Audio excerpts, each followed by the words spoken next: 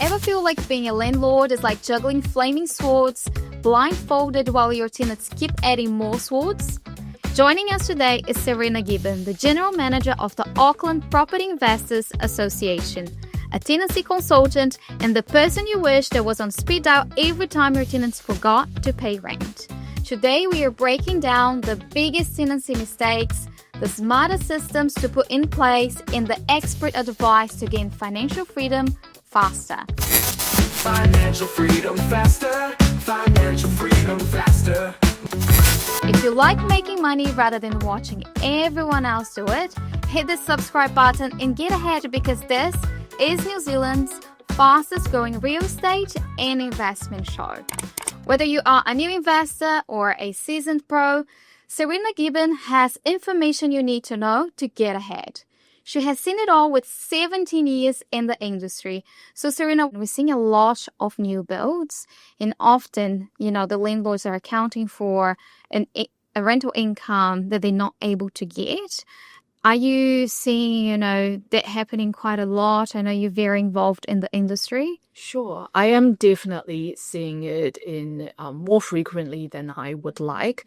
The reality is, and it is absolutely not good enough, the reality is it is somewhat customary for certain developers to, when they sell a new build to an investor, absolutely jack up the appraisal. Or absolutely jack up what they call the rental guarantee. And then you sign, like you're a naive buyer, you sign on the rental guarantee because the cash flow just looks so fantastic. And a year later, when the guarantee falls off, all of a sudden you're like, wait a minute, why am I only getting $100 less? Going backwards. Each week, right? Yeah. But, you know who paid for that guarantee in the first place? It's you. It's the buyer. Right? So I think before people jump into purchasing new builds, new builds can be great investments for certain types of investors. But I think you've got to go in with your eyes wide open. And simple things you can check are things like buying a new build, go on to Trade Me, look at similar properties, how much they're renting for, look very closely at the listing date, because some of them could be stale. So that rental figure they're advertising is completely unrealistic. Right. So those are simple checks. Lean into your local property investors association. If you're in Auckland, I'd love for you guys to join the Auckland Property Investors Association, because we just have so many investors who come together regularly, share information, share war stories. You can come into a room and talk to people who are familiar with the suburb, with a street even, and they can talk to you about realistic level of market rent. Also, what kind of tenant topography you're talking about, what's the usual vacancy rate. I think especially in those terrace housing new builds as well that are just so attractive for young professionals. We're in the middle of a brain drain in New Zealand. Lots of these renters, lots of that market in Australia.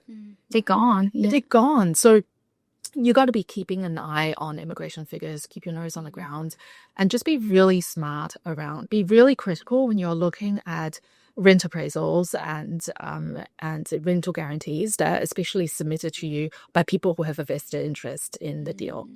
I think you summarize it so well, because if you're new at doing property investing and you see those numbers, they sound very attractive, but always do your DD. And if you have, no coach, no one else helping you, make sure you have a community of people that have done it before, so they can, give you the reassurance that at least your numbers or the direction you're getting is right.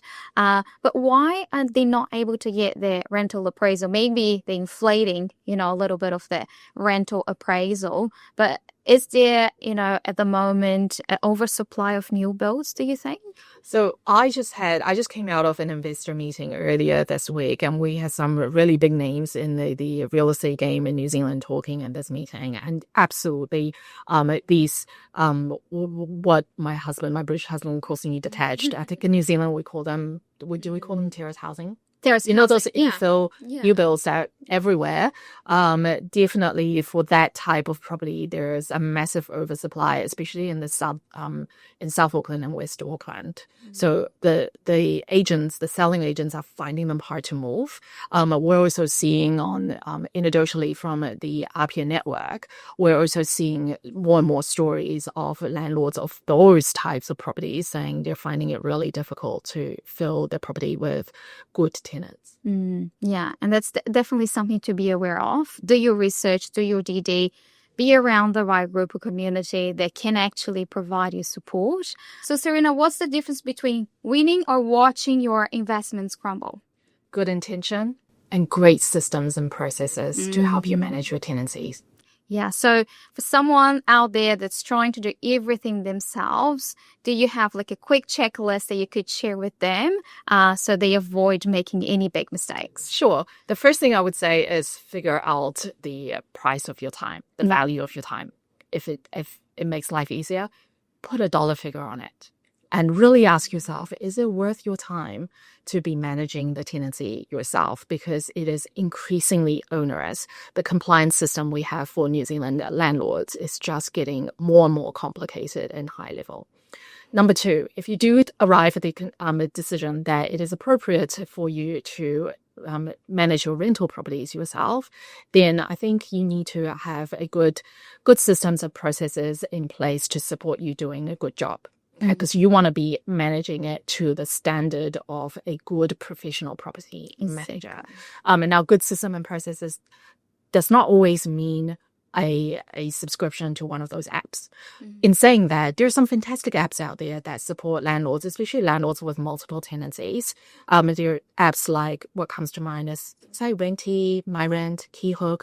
They're putting some great products out in the market to help you navigate these very tricky compliance landscape. But if you just have one tenancy, I still think you can run it basically off the back of Google Doc and a great Google Calendar system. Okay, you need to have a really good and clear rent-to-rear protocol that informs every step of the way what you're going to do the moment the tenant is behind on rent. You need to be very aware and making sure that you have the right landlord insurance policy cover. Very important. Yes, review the loss of rent cover. Review the inspection requirements because those will all inform your management process going forward. So those are my tips for landlords who want to manage themselves. Yeah, well, we're off to a great start. But let's say I got my rental property now. It's my first one. I want to manage myself. How do I go about advertising? Are there rules around it? Or can I just, put a plaque or something in front of the house and everyone that comes in will say, yeah, the house is yours? Sure. There are some rules within the RTA that you need to observe. So most basic things are when you're advertising a property, you have to be explicit about the rent you're looking for. You cannot invite rental bidding. So that's unlawful under the RTA. Beyond the RTA, I would talk about make sure you have fantastic photos. I've lost count of the number of times I've come across really, really shoddy looking photos on TradeMe. And the listing is just so stale. It's been on there for months and months and months. Because at the end of the day, tenants, they don't want to be second-class citizens. They want to look for a decent home to live in, right? So you want to make sure that you are putting some great copies out there that really speaks to the tenant type that the property is going to be suitable for. So if the property is great for families, put in there things around, proximity to school, local amenities. That's going to be attractive to families. Have great photos in place to make it attractive. You want to, especially in this market where the supply and demand imbalance is tipping more in favor of tenants in many, many hotspots, especially central Wellington, where it is absolutely experiencing the economic pullback from 2024 still because of all these government roles being disestablished. So now tenants have more choices. So you want to be going in there with a very competitive approach, making sure that you're getting as many people coming to your open home as possible, positioning your rental as great value for money. Because at the end of the day, you want to be making sure that you have the best bunch of tenant applicants you can select from to support your cash flow strategy going forward. Just a reminder, this is the fastest growing investor in property investment channel in New Zealand. Why? Because the people who subscribe here are the ones who are making money while everyone else is still thinking about it. So hit the subscribe button before you get left in the dust. So Serena, we were talking about, advertising for the property. And let's say I got my tenant in, it's all confirmed. Is there anything I have to do as a landlord before handing the keys?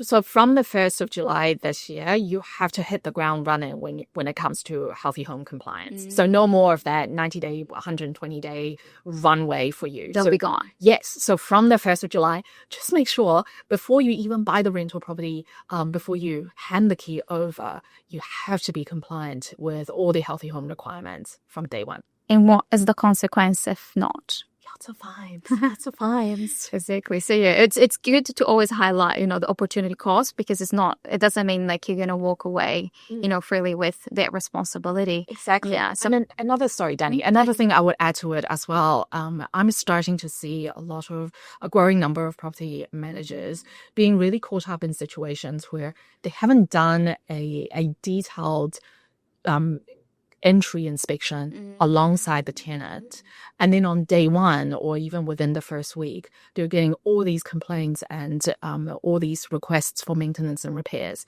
but because they've not done that proper entry inspection with them. And when I say a proper entry inspection, I mean as far as going through all the rooms of the house, flicking on every switches, making sure everything is working, turn on the washing machine, show them how to use it, turn on the dishwasher, show them how to use it. Because we're just seeing, I'm personally seeing an increasing number of property managers coming to me to say, hey, I handed this property over.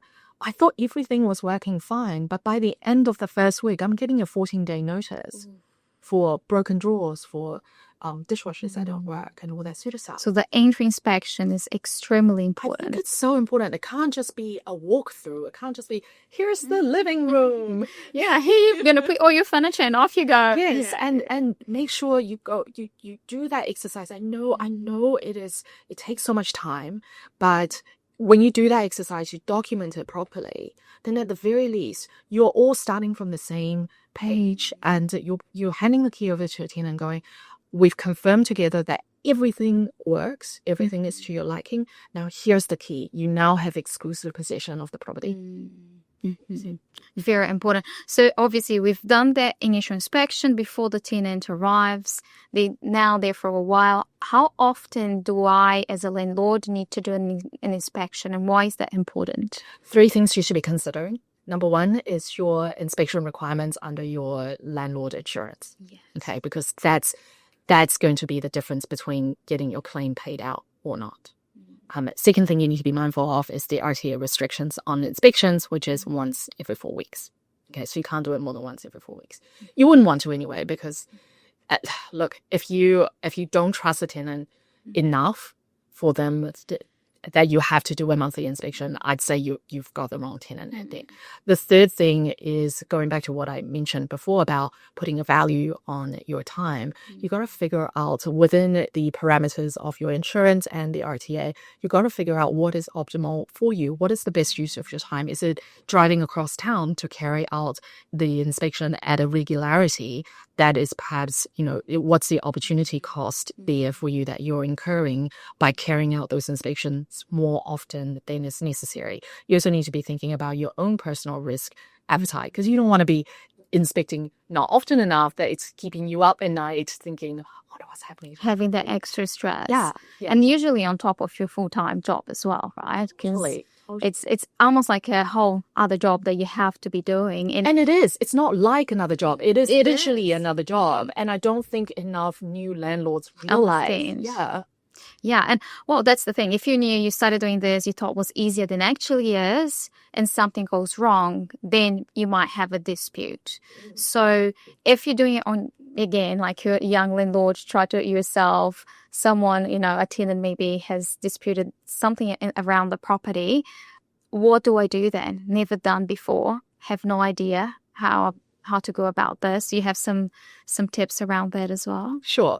My first tip is, before you even get to the dispute point, and if you're new to property management, document absolutely everything. And even if you have a personal conversation with the tenant or a phone call with a tenant, document that in a memorandum or a follow-up email to say, hey, thanks for your time today, just to capture what we discussed. This is because you never know. One day it could be useful at a tenancy tribunal hearing. Of course, you don't want to get to a point where you're at the tribunal because it's incredibly stressful. So I think, look, anytime a tenant comes to you to say there is a problem, I think, number one, remember, don't be defensive. Do not assign blame. At the end of the day, you're the owner of the property. With or without a property manager, you are accountable for the outcome of that tenancy. So take accountability. Number two, I think a lot of times with disputes, it's just that you can so easily remove the heat from the situation by simply reaching out to a tenant to say, what do you want to see happen? Sometimes people just want to feel respected, valued, and that they have, and heard, and that they have input into their own outcome. And I think the moment the tenant is able to articulate and map out for you what they are looking for, that gives you a benchmark. That gives you something to start with and work back from. Because they could be asking for something that's just absolutely absurd. It's never going to happen. Right? But at the very least, if you know that, then you can sort of calibrate how you're going to approach this dispute in particular and say to yourself, okay, I'm not going to give them what they want up here, but I can land here that's going to be agreeable to me and serve their purpose. And that's the thing, it's just like dialogue, talk to them, can you meet halfway? And then it can avoid a lot of costs and stress going forward as well. It's such a good summary from you, because this is a thing I find with first-time property managers and inexperienced property managers and first-time landlords, is that you spend so long and so hard getting a property, and getting a property is a very mechanical and mathematical and formalistic process, right? You got to get a pre-approval, you got to run your numbers, make an offer, you got to get a deal across the line, you got to sign legal papers. Everything is very number and business driven.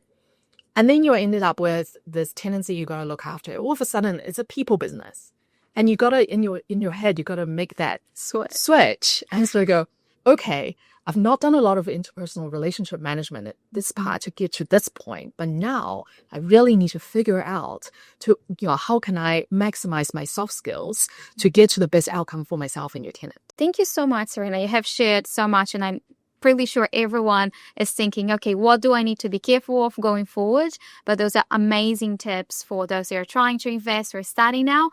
Just a reminder, this is not just a YouTube channel, it's an unfair advantage in the property game.